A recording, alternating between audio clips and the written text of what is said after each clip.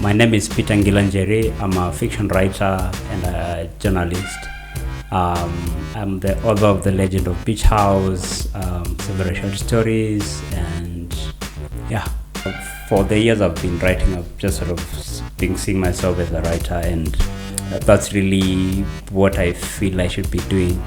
Writing is like a demon. It's very spiritual. It almost like it chooses someone other than the other way around. It's important for an artist to be themselves, like to really own up, like.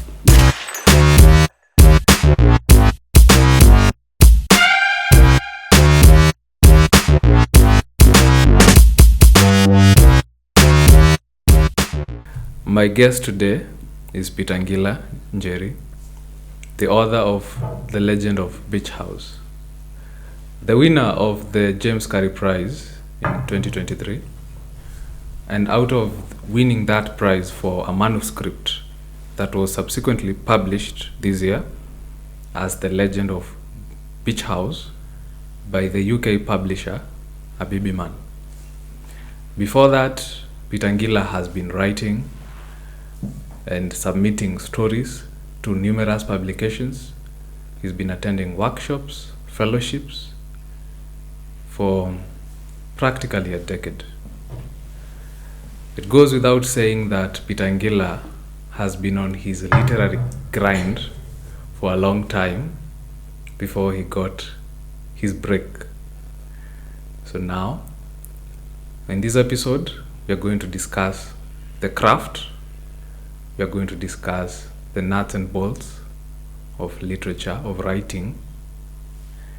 And without further ado, I'll turn to Peter Ngila and say hi. Hi, thanks for having me. Hi, Peter. Hi. So, publishing a book, the first book. This is your first book? No, it's your second.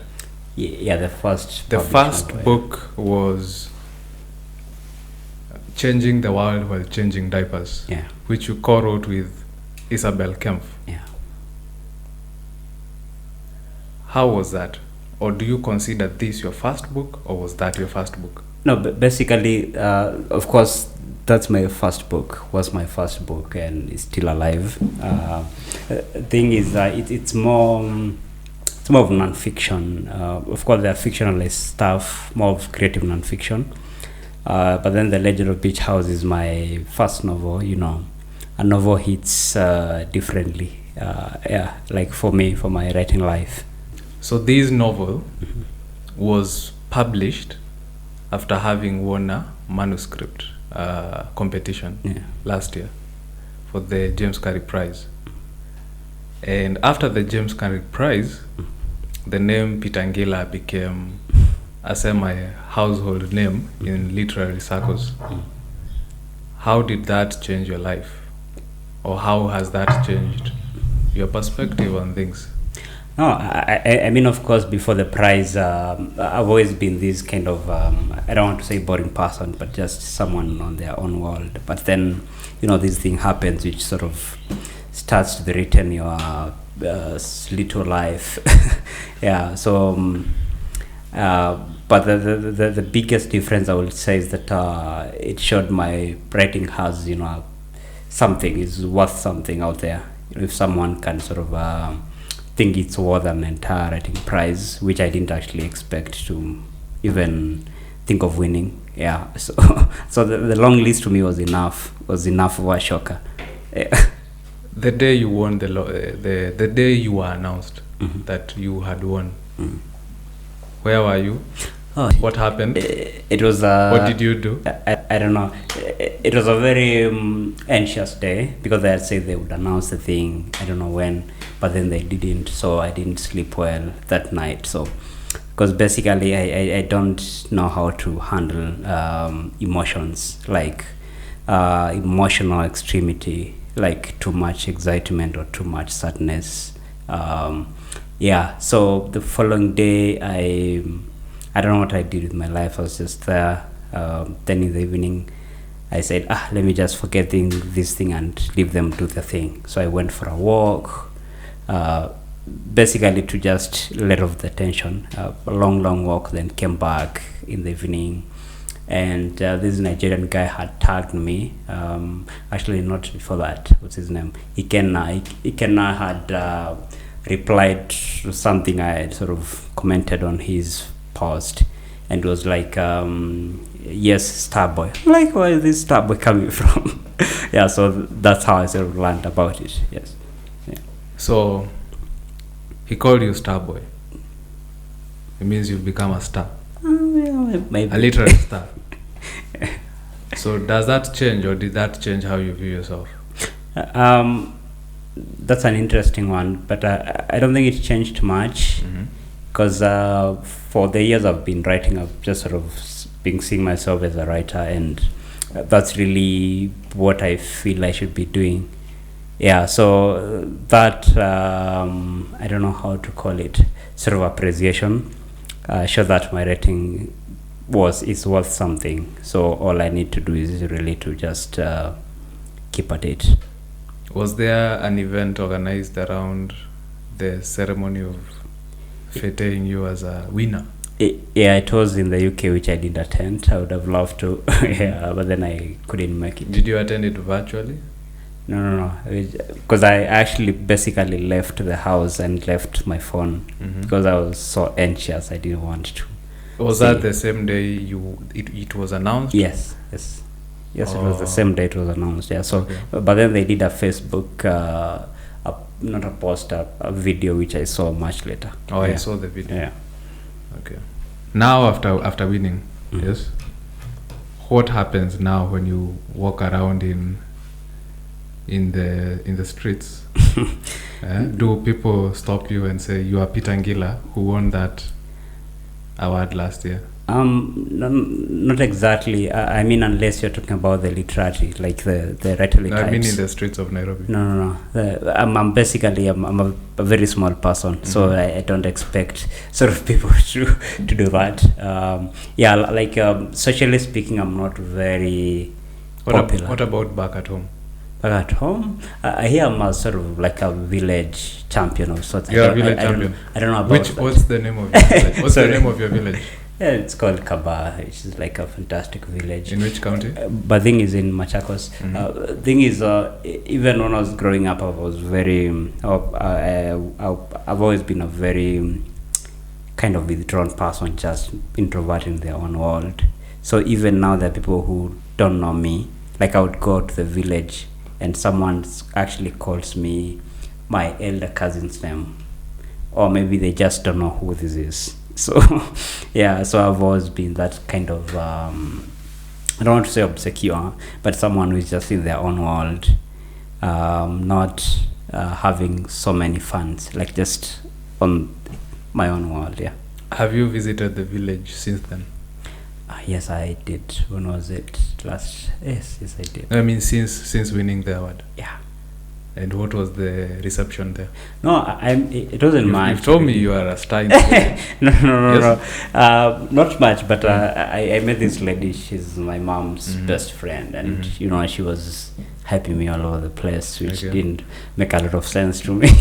What about your teacher? Your English teacher? My English, no. The English teacher you're talking about is probably the one for high school that I haven't seen in years. Yeah. But you've talked with her, maybe? Yeah.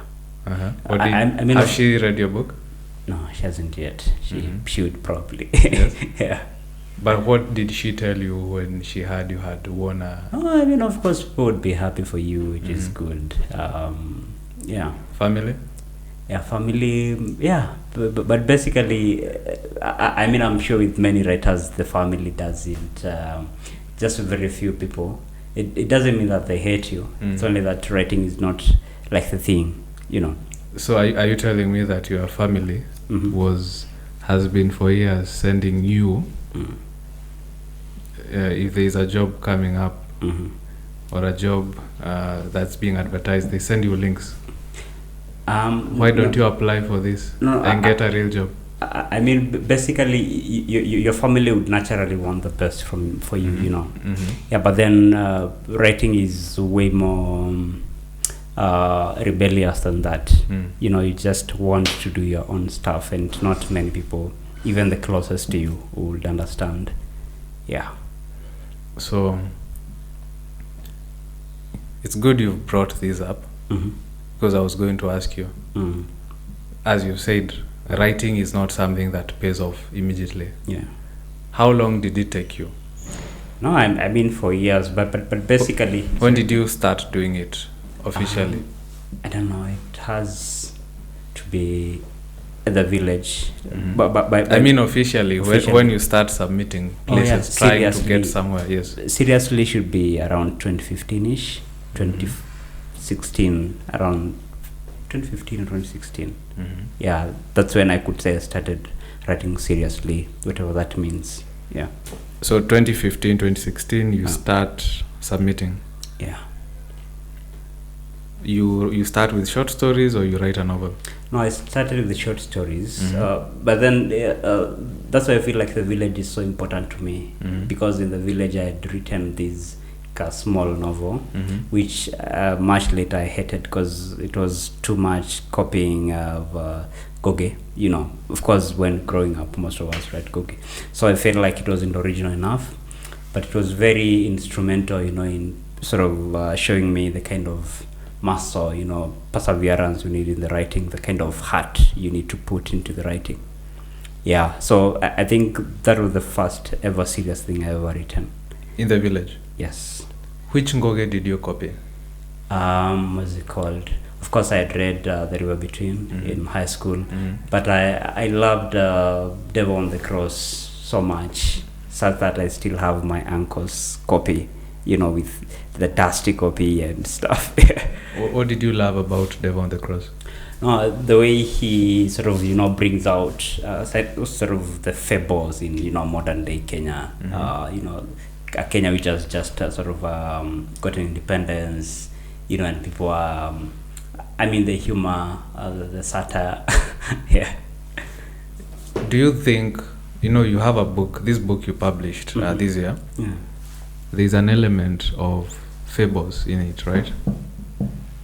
You have these angel of dreams, who is narrating the story. Is that something you would say probably you may have gotten from Goge initially? No, I mean, not necessarily him, but, you know, basically... It you know, if you talk about fables, that is a fable, in a sense, where you have an otherworldly being interfering in the story of characters and flowing their lives a certain way. So that story could easily have been told just from the point of view of the characters, but you decided to tell it from the point of view of some god. Doesn't that sound almost like, if not the ancient Greeks, because we're in Africa, you can say it sounds like a folktale, in a sense? No, I mean, basically, I feel like writing is more spiritual than that. Because when I was thinking of the story, I didn't sort of bring in like my childhood, the village, but then that sort of village-ish kind of vibe, you know, where you have your grandma narrating stories to you, you know. Like, I believe the village is the African, or the kind of village I grew up in, is the you know, the center of magic. You know, you have all these magical stories around you. Yeah, so I feel the Legend Beach House was sort of like a spiritual connection to that, although I didn't know that. Yeah, like to sort of the kind of upbringing I had. So the upbringing you had in terms of storytelling? Yeah, storytelling, and basically the environment. Like as I've told you, the village is the center of everything magical. Even like how normal things goes on. Like when you're in Nairobi and you have kids, you can't let them just run all over the place. But go to the village, you know, a kid from a home which is over there will wander all the way to the river to sort of like play with the friends, you know, go fetch water, go farm, you know. Like the village is more laid back, than the city. So yeah, there is that. The story is set in the town, not in the village. Yes. So what happened was that now my previous by later novels, which are not published now, actually set in the village in Kabah, and I'm planning to do like a series of novels set there. You mentioned something about the family. Yeah. May not or did not approve of the career that you have chosen, right? So in that case, what gives you the gall? What gives you the motivation to go into this career? And not just motivation, but staying power. Because if you've been doing it for almost 10 years, you must be very motivated. No, I mean, I wish I could tell you I'm motivated. But thing is, writing is like a demon. It's very spiritual. It almost like it chooses someone other than the other way around. Like maybe if it were my decision, I would not be doing this. But somehow the writing never gives you peace, because it appears like you're the messenger of sorts. Like if I were to tell you to spot, like we don't have many writers, so the few we have are sort of like handpicked. Like you are going to be the loser, you're going to be the writer, the artist in this family, in this city. Yeah, so I sort of feel like for me it's something beyond me, like the artistic part of writing.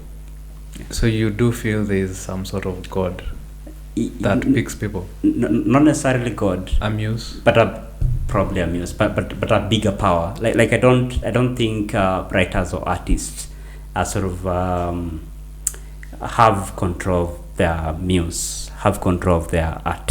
Because your story, The Legend of Beach House, is about a certain number of people being picked by a god. By a god. Was it many gods or one god? No. Because they talk in we. No, because it's the gender non-binary, so I decided to make the Angel of Dreams. It's one angel? Yes, it's one angel. Okay. But when they are gender non-binary, you don't know. Because the way it sounds like it's like a number of angels sitting together, deciding, because they speak in we. We decided this, we did this. So it's basically one person, but who doesn't have any sort of specified gender. So the reason I'm asking this, you see, you clearly believe that certain forces choose people and direct their fates. So have you always felt that your life is being directed by some external being? Yeah, I mean, basically we have that thing of free will. You have the will to do whatever you feel like, but how far can you go into that? I mean, I'm not saying you should be a loser right away, like sort of just to sort of make careless decisions. But even in your best decision making vibe, how best can you make them? Like how good can they be? Yeah, so I've always felt like people, humans, there is a bigger power. Like it's not just us. Yeah. Okay. So how if there is some sort of force, some sort of spiritual power that is involved in the craft, is it the craft or the inspiration of being a writer? So we know about priests, we know about magicians, we know what they do when they want to harness the power. So the priests, their rituals probably, or they pray, and then they are able to access the god they believe in. The magicians have their spells. What about you, the writer? What do you do? What do you mean by spells? What do you do to access this magical creature that gives you the inspiration, that makes sure that the words you write are not flat, that they have some magic, that the stories you write are not conventional, that they have some wickedness, some color, and some weirdness, some strangeness, something that makes the story more than the sum of its parts. Like when somebody reads that story, it injects something into their mind and into their heart and transports them to another world. And at the end of it, in the end of reading it, they are transformed. This transformation is sort of spiritual. So we know how the magicians do it. We know how the priests do it. But what about you, the writer? How do you do it? Oh, that's an interesting one, but complex for me. No, you try. Yeah, I mean, thing is, I may not have, like a specific way of doing it, but I feel like it's important for an artist to be themselves, like to really own up, like not run away from themselves. By that I mean do those things which you feel makes you weird, makes you stand out. Because basically when you're a writer, you're not necessarily a normal kind of person. Yes, you might look this is normal, but the stuff you churn out comes from a different version of you. Yeah, so I feel like I try to be myself as much as I can. Yeah, so I mean, I don't know if that makes sense. It does. Yeah. But there are so many people who are themselves. Everybody tries to be themselves. But not everybody is a writer. You said that a writer is picked. Yeah. So what is it in you as a writer that makes you get picked? What sets a writer apart from other people? What is different about writers? What's different about writers? Yes. Okay. I think you have interacted with writers. Yeah. So you have had time to know. You have had time to observe the writers and see what is so different about them that is not there in other people. Yeah, I mean, basically, many writers, speaking for myself, would be just in their own world. And the more you just sort of, I don't want to say seclude, but just keep by yourself, your mind will sort of be more active. Your thought process would be much better. I mean, I'm not trying to tell you to go hide yourself away. Yeah, but the more time I spend with myself, the more my mind sort of, has room to create these worlds, and the more I stay, just keep by myself, the more I keep sort of getting unsatisfied by our world. So I want to create the kind of world I want. But of course, it's sort of an illusion in my head, which ends up becoming the juice, the fiction. Yeah. I'm glad you've used this word, illusion. Yeah. Yeah. Why would you want to spread illusions? No. I mean, that's interesting. The thing is, the illusion is the world is not as correct, so to say, as it seems. I think, like, it's not as straight. So I feel like the works of writers and artists sort of it's very necessary to show an alternative part of the world, which many times turns out to be how the world should be working. Like, not have you ever read news and then you see maybe this happened, but then you realize the truth is the opposite of that, especially with politics. I love what you've said, but it makes me wonder, does it mean that stories which are too realistic, too close to how the world is, are no good? No, it doesn't mean that. Basically, I would say the story sort of, hits a certain point in a different kind of reader. For example, the kind of stuff I write, I know there are people who can't read that because it would seem too, too untrue, for lack of a better word. Yeah, but basically, it would depend on the kind of reader. Yeah.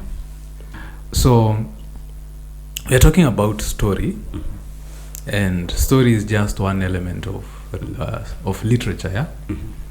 So, as writers become better, they become more and more interested in not just the story, but how it is told, the techniques, the style, the prose, the point of view, the sentence structure, syntax, things like that, language.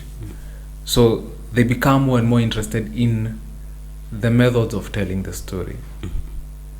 Does this really matter at the end of it? Or should they just focus on telling good stories? No, I mean, telling good stories can be subjective. But then I think the more you write, the more you become more conscious, of those, even the smallest of things. And of course, the more workshops you attend, the more you learn stuff, the more you you become more conscious. Like in your mind, you're like, if I'm starting the novel, it has to have some sort of kick, like the way they do with the movies. What was it called? The inciting incident. Yes, that one. Yes. Now I'm very conscious about that, because when we went for the Boa workshop with Billy, it's something is sort of really emphasized on.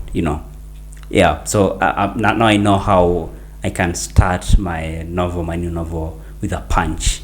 You can start with something punchy, and then now that something punchy becomes sort of like the main part of the novel, and then you try to sort of unwrap it, unpack it. Yeah. So basically what you're telling me is that stories have conventions, and you should follow these conventions for the story to be enjoyable to the reader.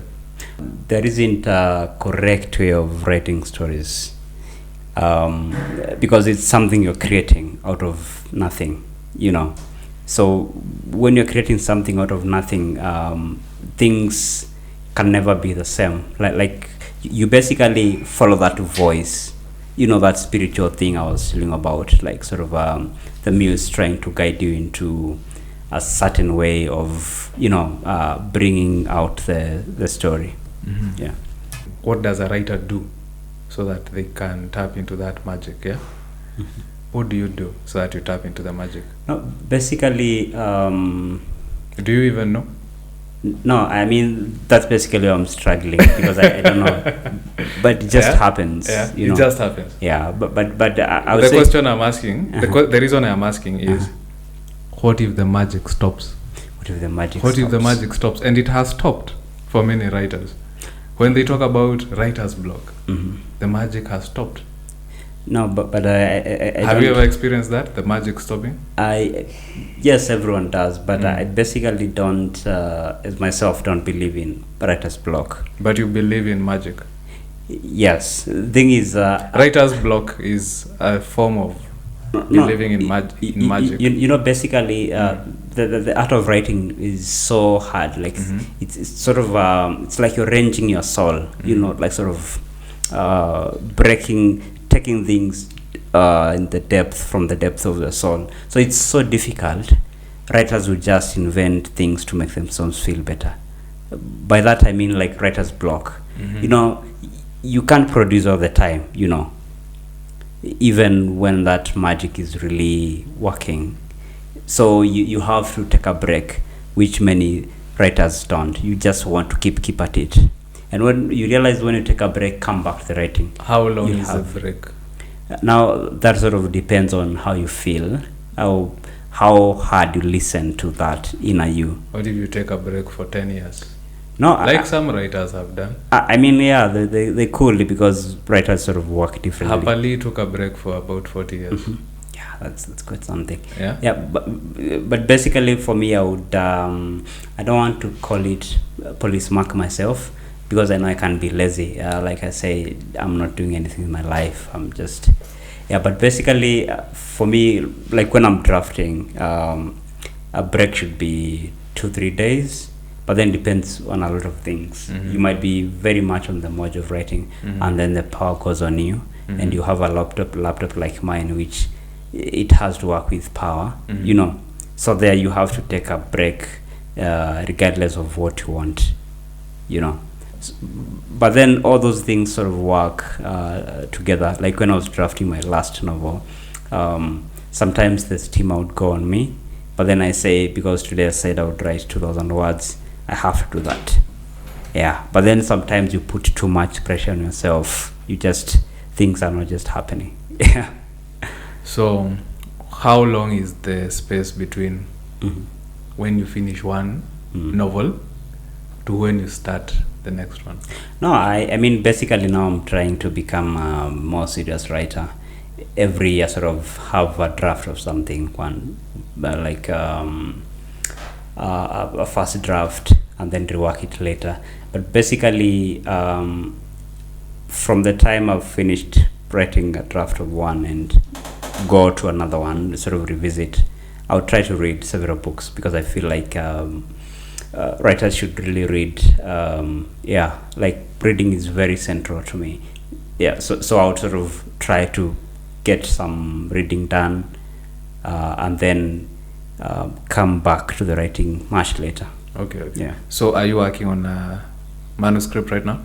No, I finished the one I was working on. When did you finish? 3-4 weeks ago. Okay. Are you reading right now?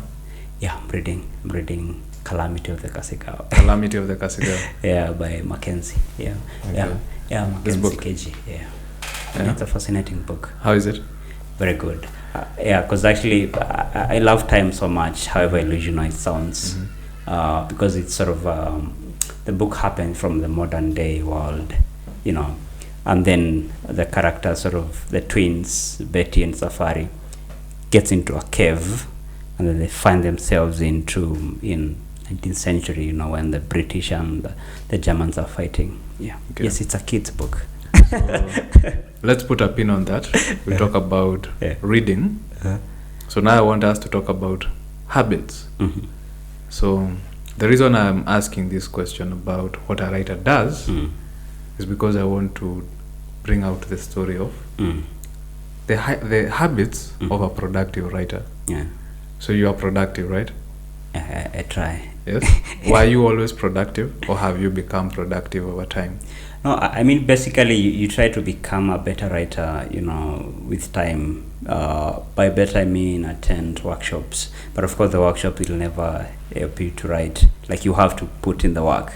Yeah, so basically by being productive for me would be try to write as regularly as possible. And many things, like, you'd see so much change even when you're just having fun or just trying to exercise your writing muscle. Like, years back when I was writing, I could sort of, that magic, you just get too lost into it, and then you just typing, and your hands start aching, like crazy. So, but now that they don't do, because practice. Like, when you practice, you know your limit. Let's say in an hour, I can manage 500 words without my body complaining, or 1,000 words, and then after that you take a break, because if you do you go the whole way, let's say 1,000 words, something would sort of affect your productivity, because the last thing you want is to churn out 3k words in a day, and then the following day your mind is just dead, like you can't do anything. Like, the main thing should be consistency. By consistency, I mean, let's say you want a short story with 6,000 words. So I know myself, I can write 6,000 words in 2 days, even 1 day, but the hands would be sort of gone, the wrists.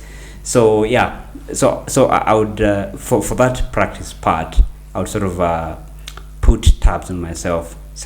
Let's say per day I'm going to do 1,000 words over 6 days. Do you know what you've done to your writing career? Like, you've sort of put in the practice just day by day. Yeah, and basically for me, the writing is never as hard, but the consistency, keeping up, like waking up every day and showing up to the page, that's the most daunting part for me. So infrastructure is, or technology, is basically, the infrastructure is the thing that enables progress. So you have roads, they enable progress. Yeah. We have buildings, we have all these things. Yeah. They enable transport and so forth. Mhm. So infrastructure is the things you build Yeah. to enable your productivity, right?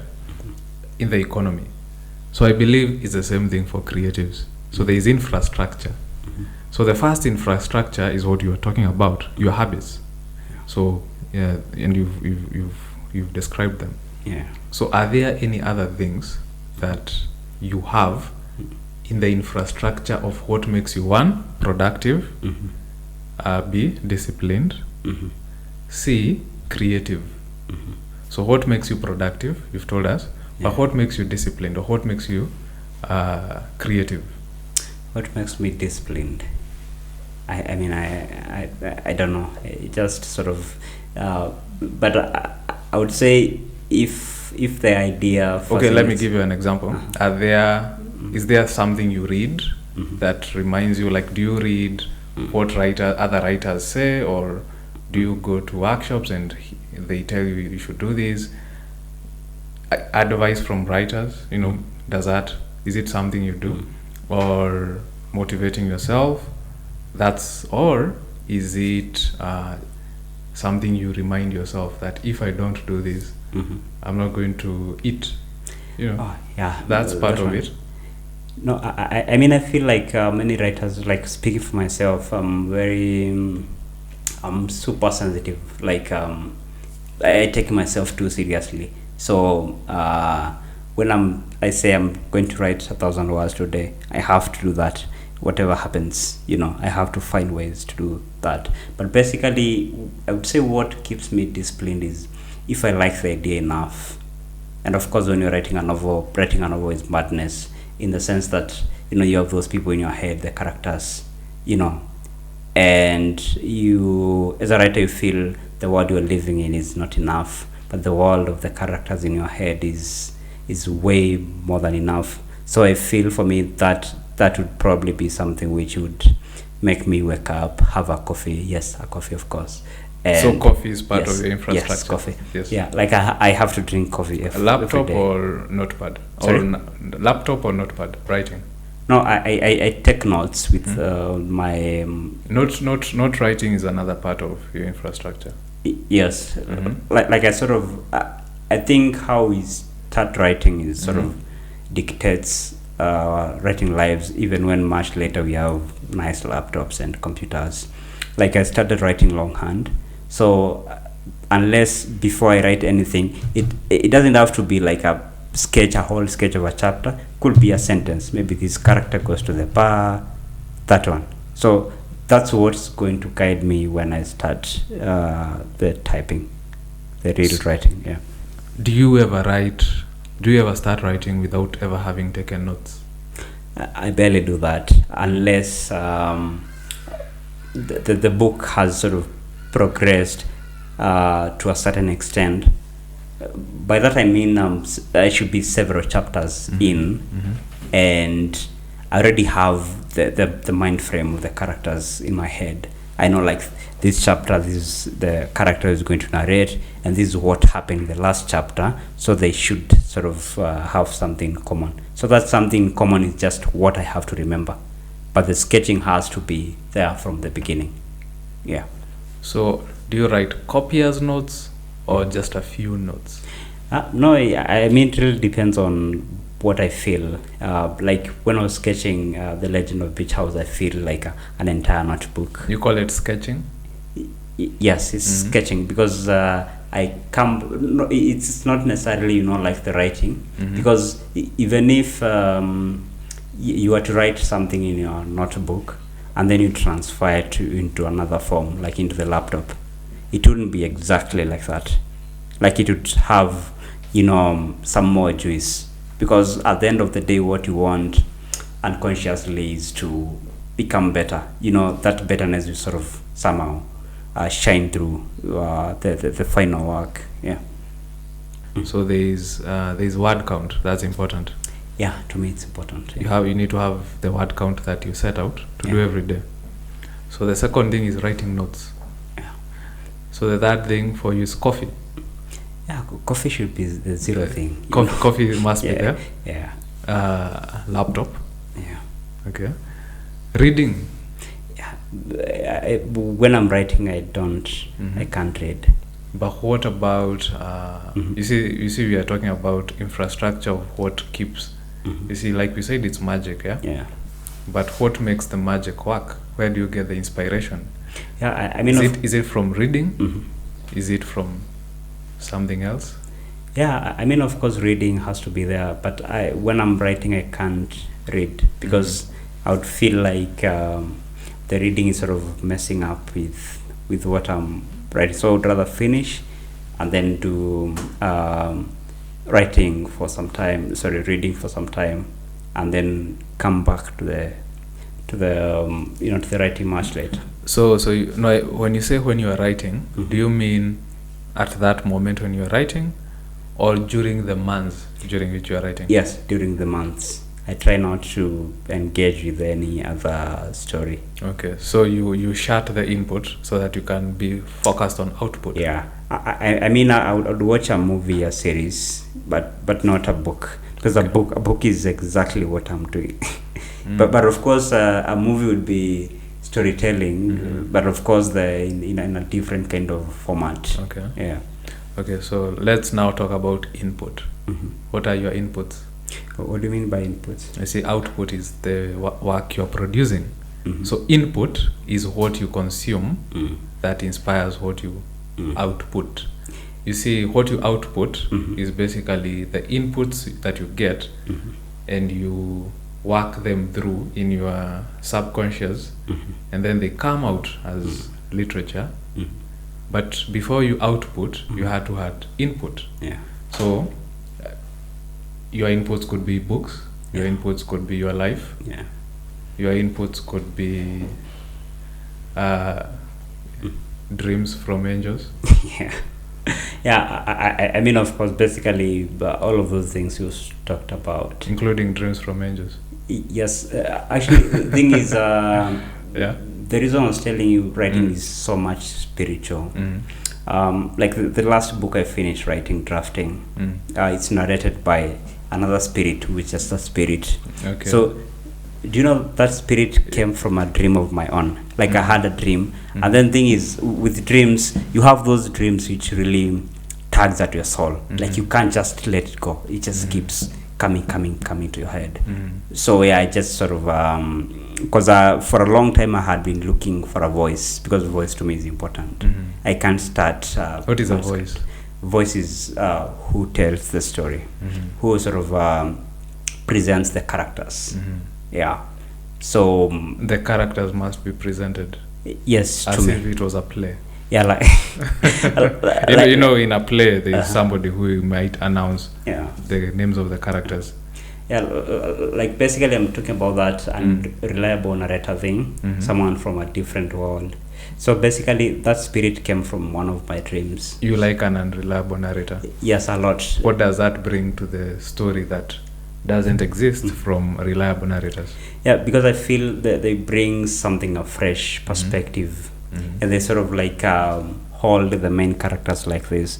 So you have, like in the Legend of Beach House, you know, you have Francis and Francisca and the crazy triplet Moses. So if the Angel of Dreams never existed, these guys would never have existed. And of course, I don't just put an unreliable narrator there for fun. They have to have a purpose. Okay. Yeah, like they have to have a why. Let me ask you a question. An unreliable narrator is called so because the story they tell is not necessarily the story that happens. You know what I mean? So the unreliable narrator sort of, in telling the story, they tell it only from their own perspective and with their own desires, maybe twisted. So the story that you end up getting may be not the real story of what happened. It's the story of how this narrator views things. Is that what you're talking about? Yeah, I mean something of the sort, but basically the thing is usually very subjective, because I feel like if you have to have an reliable narrator, you have to have a reason why you have them. It's a bit like the you voice. Like it's a very hard voice to crack, like the second person voice. it's actually how my unreliable narrator thing came through, because when I was experimenting back then with stories, and I wanted to use all the voices. The you voice struck me as very unique. It's like you're saying you. So from your writing perspective, you're sort of pointing directly to the reader, you. And then I was like, how consistent can this voice get? So basically, my unreliable narrator was a way of trying to break away from the limits, from the limitations of the second person voice. Okay. Instead of saying you, I sort of make the narrator I put that you-ness, if that makes sense, into someone else, another character. Now this is the person who is supposed to render the story. Yeah, and of course now the other characters can't be in like first person unless you do something crazy with the voice. Yeah, but at the end of the day, it has to have some sort of flow, some sort of consistency. Yes. So you've told us about inputs coming in from dreams. Yeah. What about from your life? Yeah, of course. I mean that because I believe the kind of lives many writers live, they might seem very boring, but boring can be very interesting kind of joys when it comes to the writing. Yeah, of course. Yeah, my life I would use things from which happened to me or happened to someone I know. So my life is you can't run away from yourself. You have to So your life is your personal life and your emotional life. Yeah. Okay. And of course my thoughts. I'm a big fan of the human brain. The things which happens there. Why do they happen? Yeah. And in line with this, there's another input you've spoken about. Yeah. Not here, but elsewhere. Traveling. Yes, travel. So you have said that it's very important for writers to travel. And I wonder. You wonder. Are you saying that writers who don't travel? No, I have not finished the question. Okay. No, it's writers who don't travel will not develop their full potential. Not necessarily, because basically different writers work, differently. You could read a book and you are in Iceland or Edinburgh or whatever. Yeah, but basically for me, I feel like when you travel and you have a feel, first touch, sort of a feel of a place, your soul sort of grows and you connect with humanity. Grows. Yes, I mean, I believe the more diverse people you meet, the better a person will become. By better, I don't mean morally necessarily. I mean how you see the world, how you richer. see. Yes, richer, something of the sort. Like when we were in Kampala for the Ibua workshop, we happened to go for, what's it called? We went for a drink, but then before that we went for for that nice street chicken. I'm just standing there, and then this lady, I'm speaking in English, it's Uganda, they don't speak much of Kiswahili. So this lady just comes and she's like, Sewo, why? Sewo is like Sa in Uganda. She's like, why are you not speaking our language? Don't you like it? That for me was so strong. Like this lady just thinks everyone coming here everyone in this part of Kampala has to speak Luganda, So I had to tell her from a different place, and then she was like, how has Kampala been treating you? She became more of a human being when she realized this person is from a different, part of the world. Yeah. So for me, travel is is central. Like sort of meet new people from totally different background. Yeah, and then now you sort of you have new ways of looking at life. Yeah, I mean, not necessarily. You might find someone who is well traveled and their writing might not, be as. I mean, what I'm trying to say that it doesn't necessarily have to make your writing better, but you as a person. Yeah. Based on that, would you ever set not a story but a novel in a foreign country, not in Africa, but in the West? No, I mean, it really depends on how I feel. For example, when I was writing The Legend of Beach House, I felt like I've never been to Malaysia, so I can never set the story there. If you had been to Malaysia, would you set the story there? Probably, but that would have meant that I really immerse myself into the culture, to make the story believable. Okay, as an African in Malaysia, writing a story about Malaysia, how different do you think the story would have been? No, I mean, basically, it wouldn't have come out as original as a Malaysian writing about their country. Mm-hmm. Yeah, but I would try to sort of, meet people, interview, go to places, to the bars, to basically everywhere, just to try to soak in the environment. This debate has been going on because I hear Chigozie Obioma at Makondo said something like readers these days, or our writers these days, I don't know which, they prefer stories that are not set all the time in Africa. They want a story which is in New York, Americana. They want a story which is in London. They want a story like what's her name? There's this story which is set in Amsterdam about prostitutes in Amsterdam. It's called Black Street or something. Chike Onigwe. Yes, Chike Onigwe. So that's why I'm asking this question. Yeah. What's your take on this? No, for me, I feel like the setting is important. That should be what you really feel for, like what you really feel for. By that I mean, like now I live here in Nairobi, but then my last two novels are set in my village where I grew up in.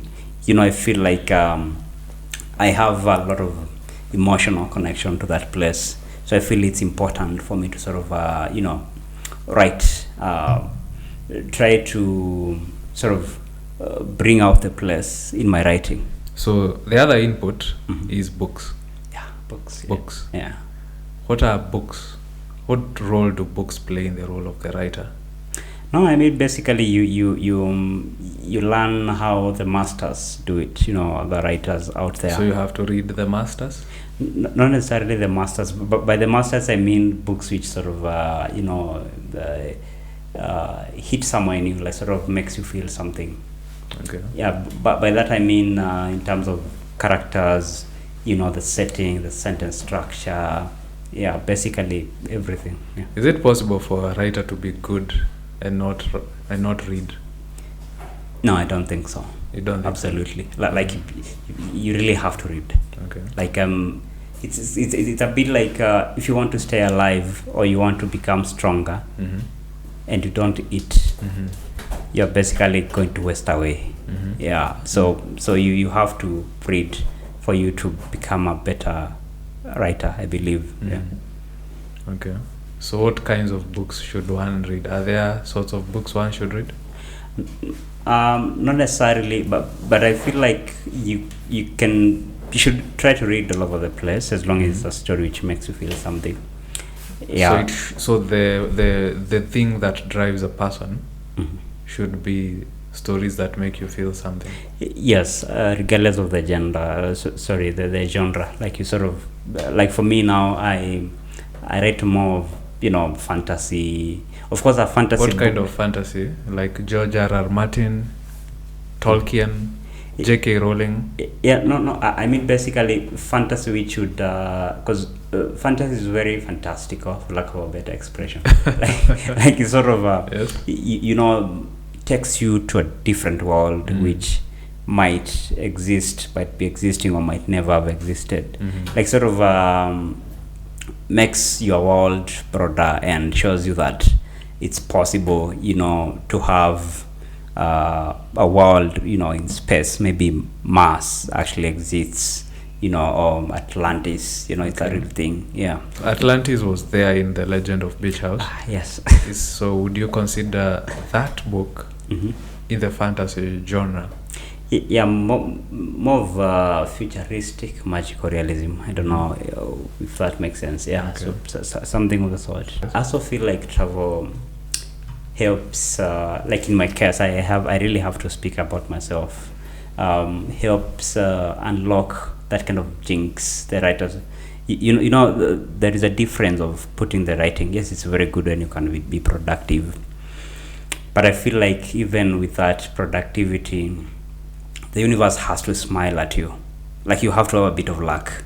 That's what I'm trying to say.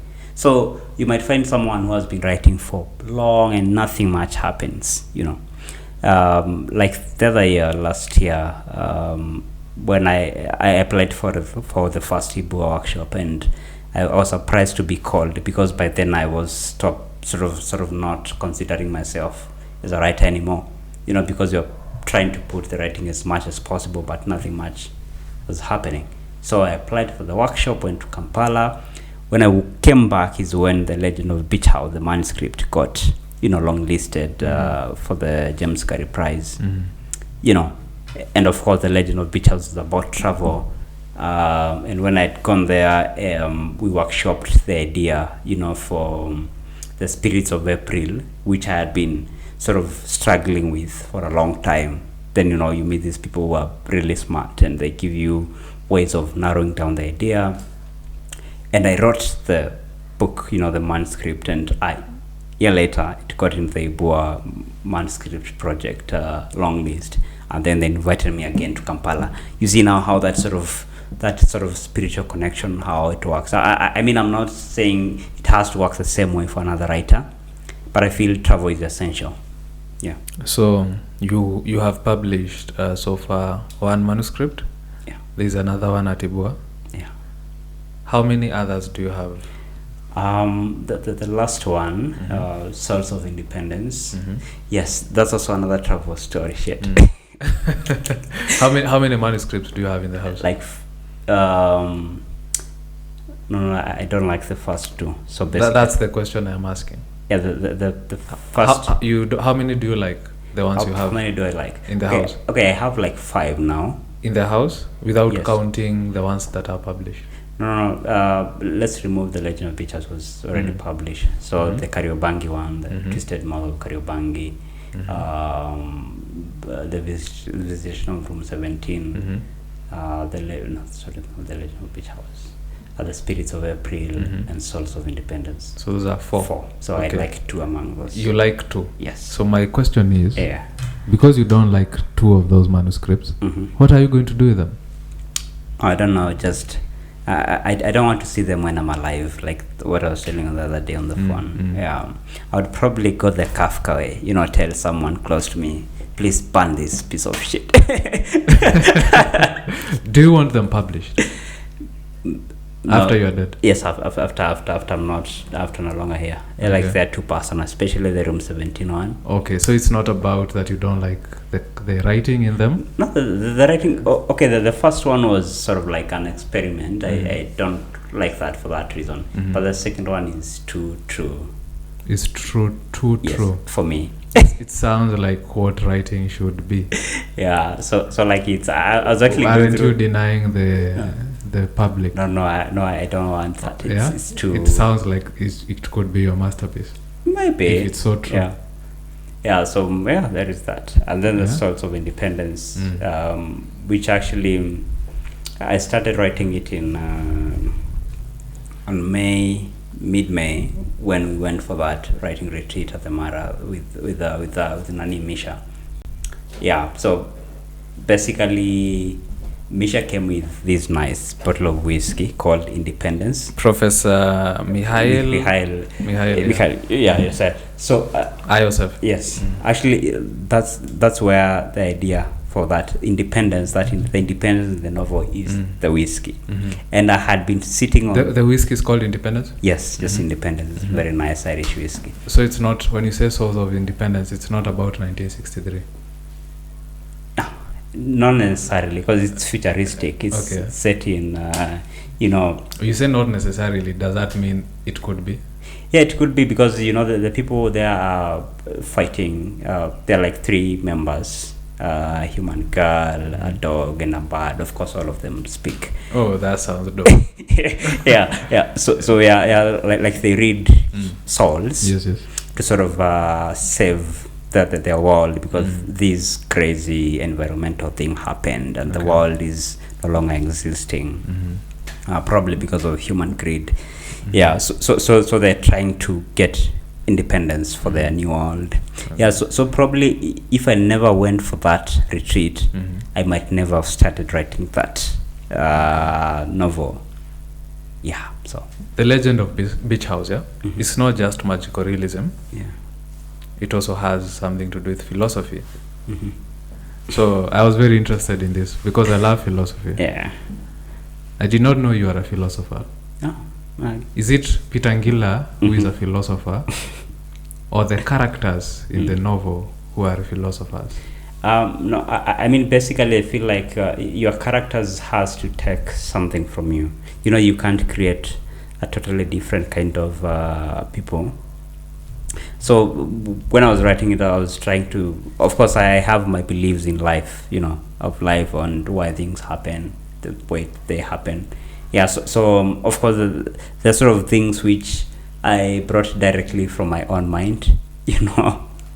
Yeah, so that the character could feel more relatable even to myself. Yeah, so I mean, there is that. So are you a philosopher? How do you describe a philosopher? Okay. Like a thinker? Yes. Are you interested in philosophy? Because the characters are discussing philosophy. They are discussing Nietzsche, Plato. Yeah. Do you read Plato, Nietzsche? Yeah, I mean, basically, I believe many writers, even if they don't know it, they're thinkers. I mean, that's like by default. For you to write this thing, you have to be a thinker. Like, you can't just wake up with your zero kind of default brain and say, I'm going to write this book. Like, you have to have a certain sort of order of, you know, of thoughts. And those thoughts, of course, end up sort of getting to your characters. Okay. Yeah. Okay. So I'm giving you 10 million. 10 million. 10 million shillings. Yes? Okay. I'm giving you 10 million. Do something for Kenyan literature. Well, basically, like I told you last time, a house. A house. Yeah, like this big house. Probably 6 bedrooms, like the house in The Legend of Beach House. Yeah, I'll sorry? So 6 bedrooms for people to sleep? You know, like I sort of open it for writers, you know, if you want to come do something, some work, you just come. And of course... so to come and write there? Yeah, just come. So the bedrooms, are they for writing or for sleeping?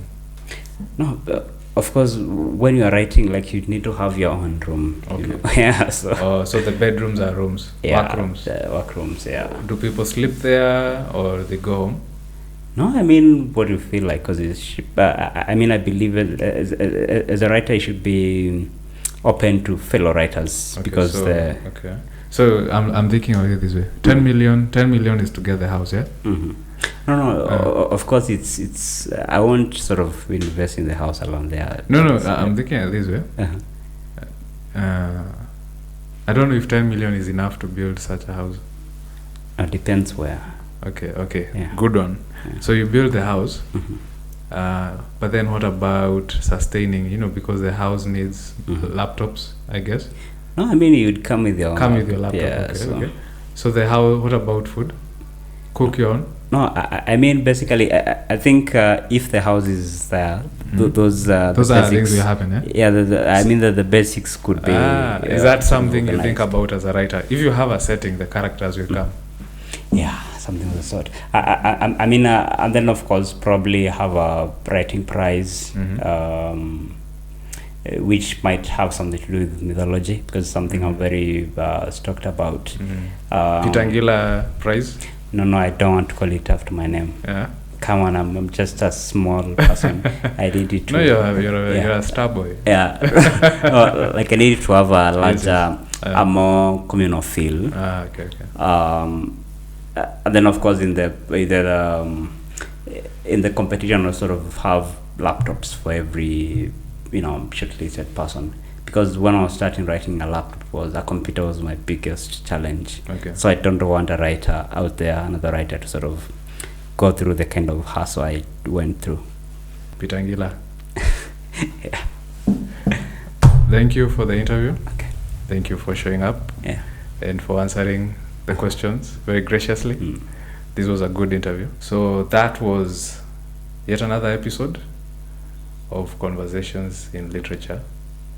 My name is Eric Rugara, aka Miyamoto Muswahili. So this was Peter Ngila, Conversations in Literature. Subscribe to the channel, Roaring Simba Network. And this show is sponsored by Nairobi Academic Press.